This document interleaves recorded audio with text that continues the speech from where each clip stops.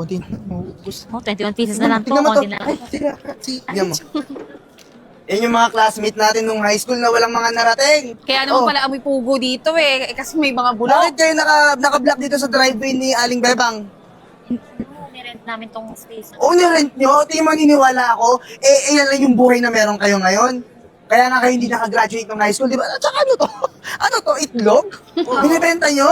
Oh, 265 O, isang. ano?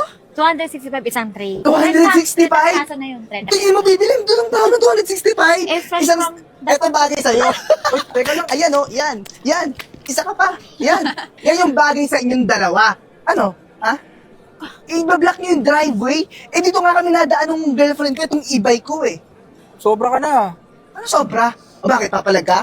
Ano? Pagtatanggol mo tong girlfriend mong hampas lupa din? Ano? Tsaka ano ba nakakagalit?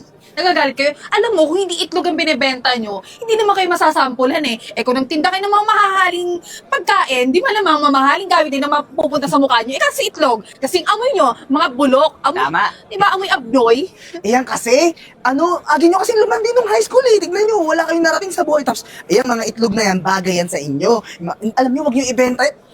Kita, babe, amoy mo. Ano ba, ilayo mo sa akin yan, ang baho eh. Mukhang bugok pa tong itlog eh. Parang kayong dalawa, bugok. Pares kayong bugok. Teka lang, Renz, Kat ha. Sumusobra na kayo. Kung maayos naman kaming tatrabaho dito, bakit gagantahin niyo yung asawa ko? Anong bakit? Mali nga yung pwesto nyo eh. Dapat hindi nyo hinaharang. May nakalagay doon na don't block the driveway. Tapos, binablock nyo, nagbebenta kayo ng mga pipitsuging itlog. Eh, si Aring Beba nga, hindi nagreklamo kasi nagbabayad kami dito sa driveway niya. Eh, si Aling Bebang yun. Eh, paano yung mga ibang residente dito? Nakakasagabal kasi kayo eh. Wala kayong bahay dito, tapos dito kayo nagbebenta. Saan kayo nakatira? Di ba doon kayo sa pugad ng mga daga nakatira? Di ba nakikita mo to doon, love? Hoy, ang mga ginagamit namin itlog, yung mga coated ng gold. Eh, yan. Ano ba? May mga tai-tai pa. Oh, maya naman kayo para alukin. Proud pa kayo 265. Hoy, kahit piso, 10 piso, hindi namin bibili. Kahit nga libre, hindi namin tatanggapin. Mamaya may salmonella pa. Magka-salmonella pa kami. Kapal ang mukha yung dalawa, ha? Nagpunas ka pa talaga, ha? Eh, sana di mo tinanggal yung itlog dun sa mukha mo kasi bagay. O, ikaw, yan. Mga mukha kayong basura, mga mukha kayong gusgusin. Tama yan, na bagay kayong maligo ng itlog. Ano ba yun, baby? Ang dumi ng kamay mo. Pwede, punas mo na sa damit niya. Sa damit niya, eh. Bakit? Ipupunas ko sa mukha Sa niya. damit. Renz, tumigil ka na ha. Bakit? Kawawa naman yung kamay ni baby ko. Hayaan mo na, baby. Oh. Masyado na kayong nanggugulo dito. Wala Hindi naman kami kaming nanggugulo. inaapakan tao ah. Bakit? Hindi kayo nainggit sa buhay namin. Tingnan mo yung mukha ko. Sunburn yan.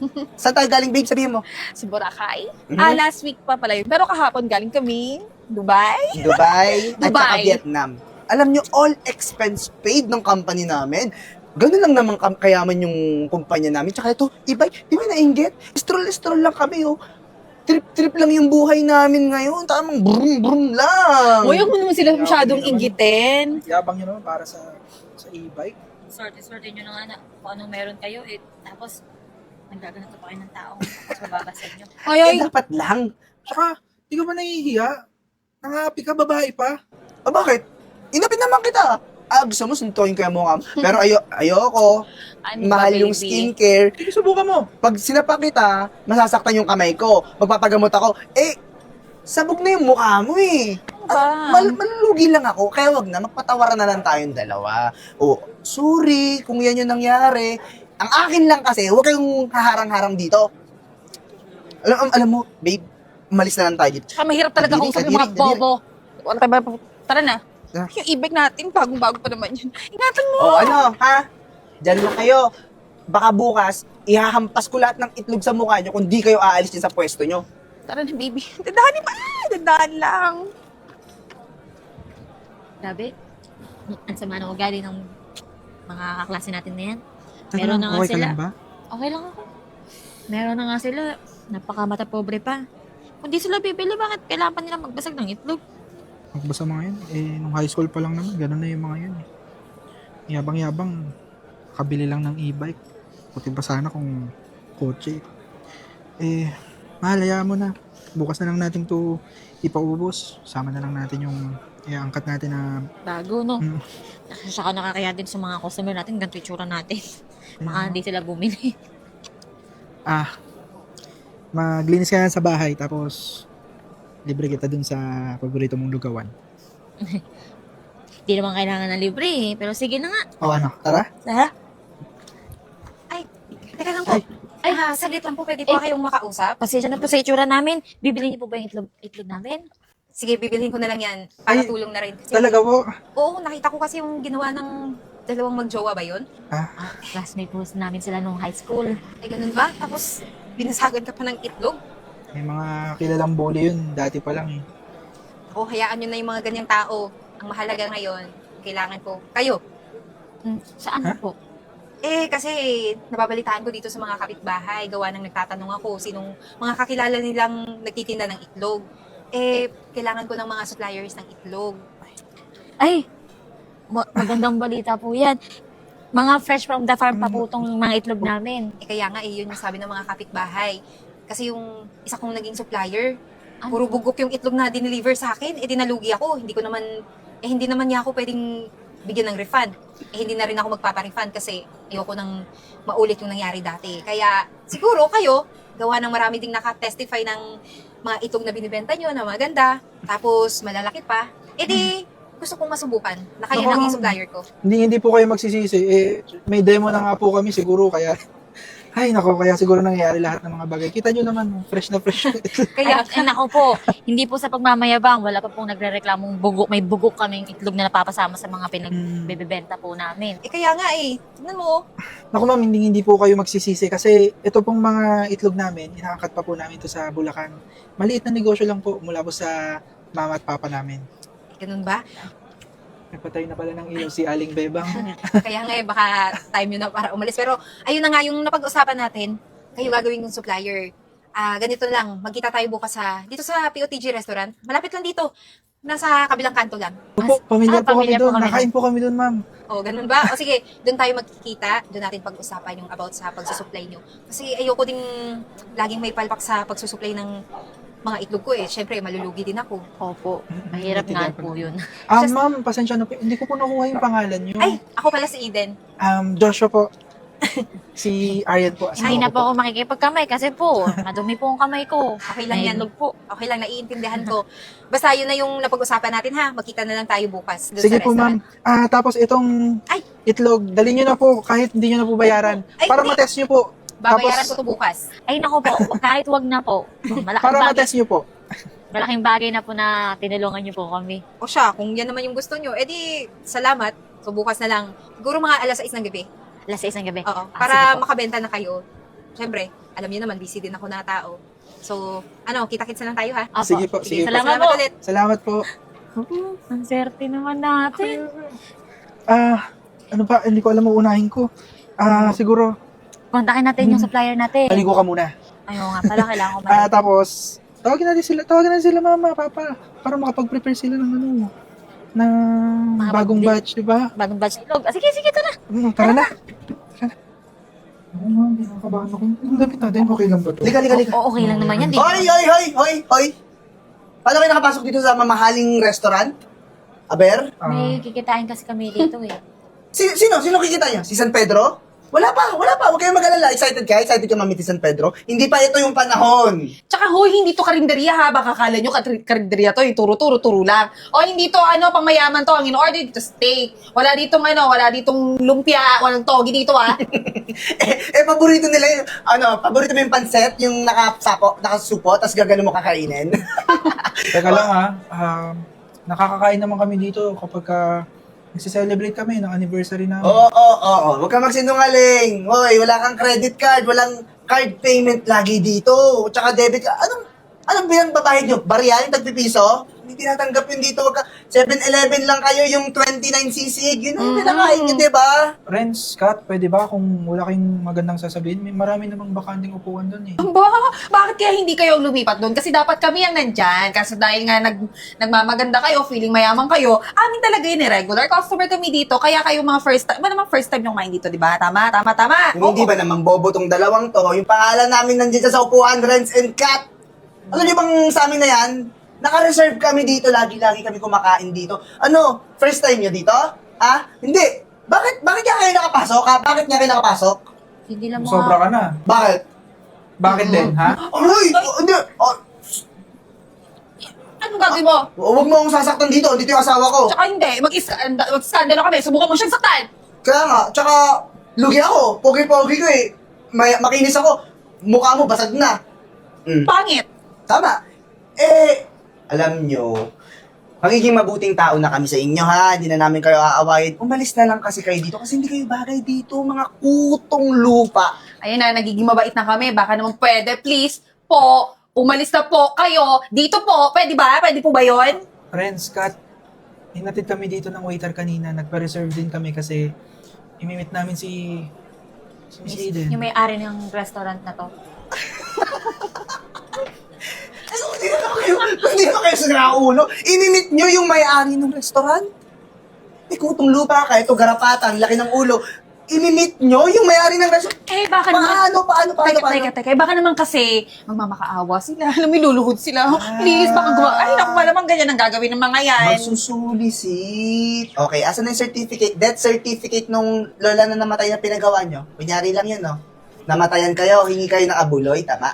Masyadong masama yung ganyang style, ha? Tama. Masyadong malakas, baka devil yan, ha? Tigilan nyo yan, para lang makakain sa gandong restaurant, papanggap pa kayo.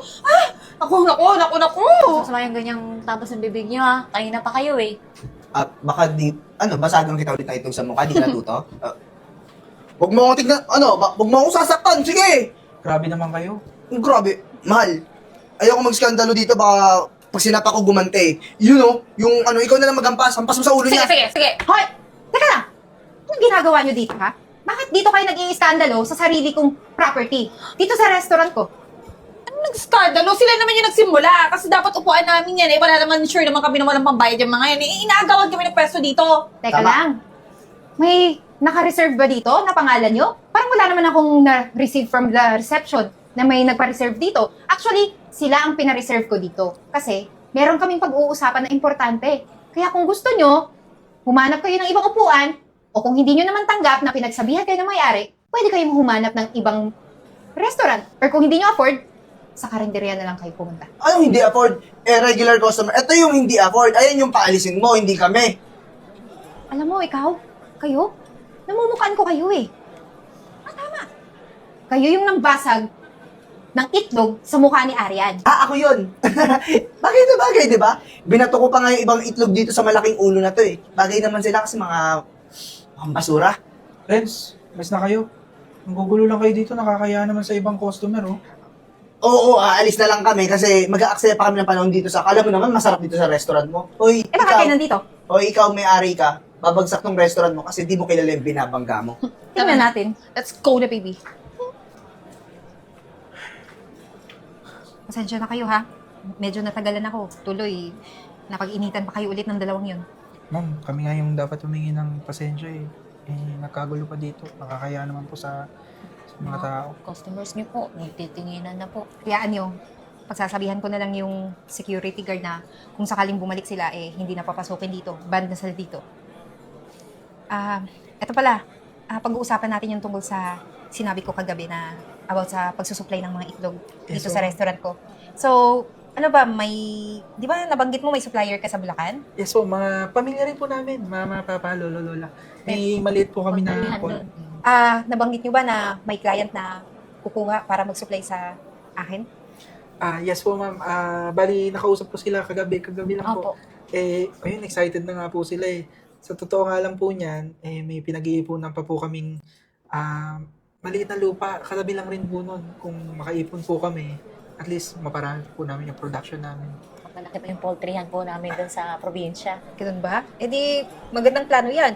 Kung kailangan nyo ng pera, pwede naman ako mag-offer sa inyo para mapabilis yung pagpapalago nyo ng negosyong yan.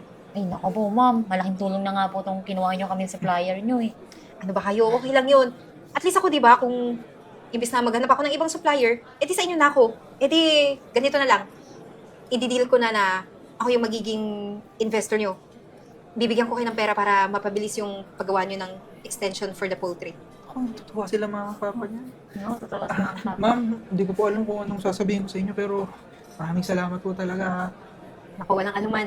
Pero yung pagsusupply nyo ng itlog sa akin, okay lang ba? Ito ha, parang short notice lang to, pero kailangan ko na next week eh. Kailangan ko ng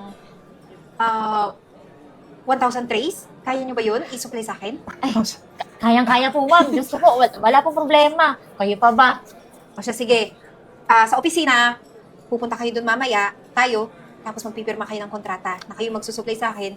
Good for 1 year muna. Kung okay naman yung pagsusupply nyo sa akin, edi continuous tayo. Kahit lifetime. Sige po, ma'am.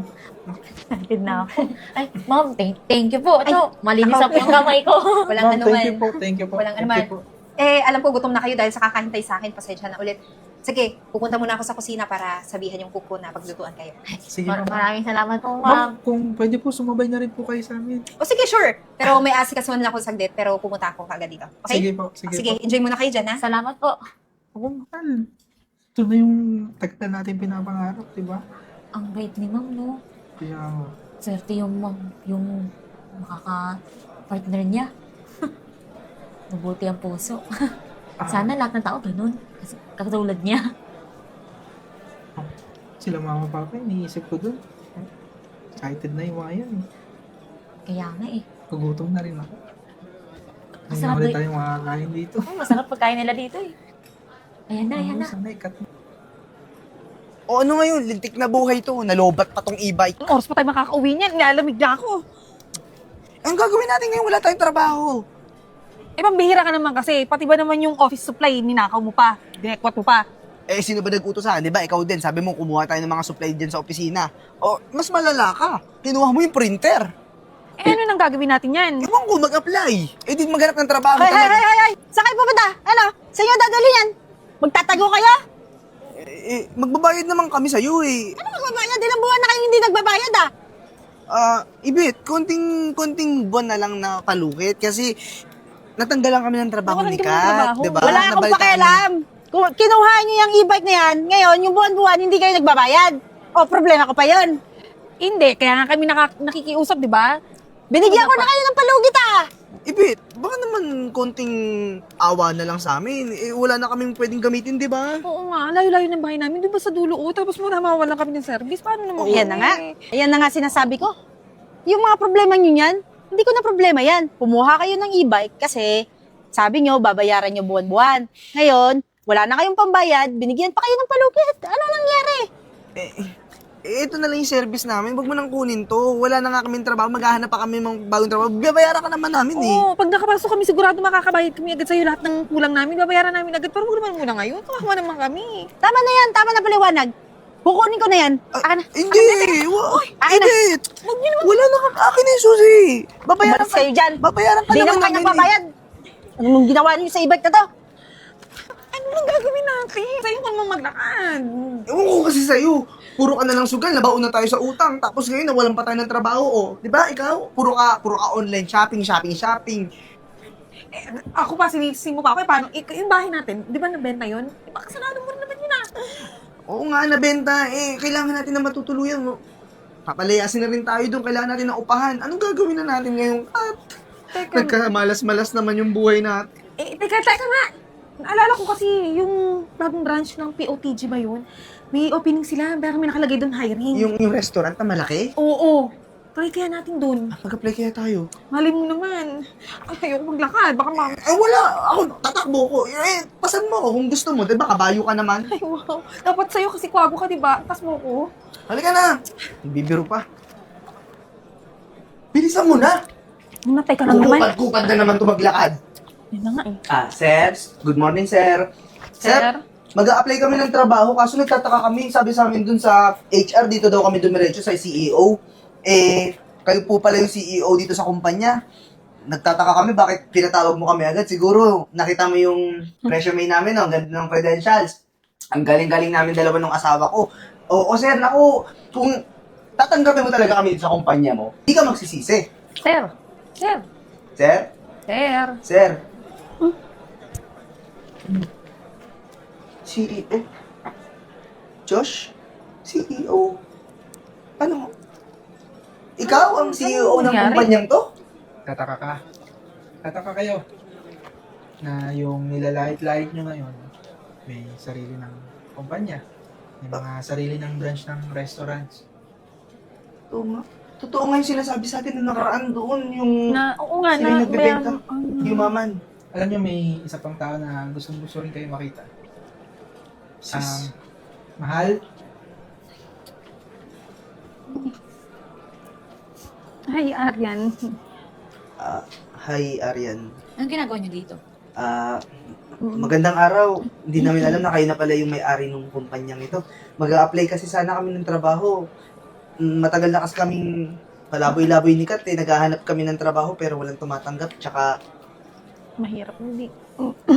Tsaka wala na rin kaming pera talaga. Eh baka naman pwede nyo kami tanggapin dito.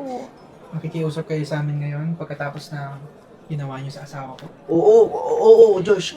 So, alam ko matagal na panahon na nangyari na yun na minamaliit namin kayo ni Arian. Tapos, alam ko hindi mo makakalimutan yung pagbasag ko ng itlog sa inyo. Hindi ko talaga makakalimutan yun. Yun yung unang beses na napahiya ako na nagbigay sa akin motivasyon para magsikap kami sa buhay. Maswerte na nga kami nakatagpo kami ng mabuting tao. Sana lahat ng tao kagaya niya. Saka, naalala niyo ba to? Buksan mo.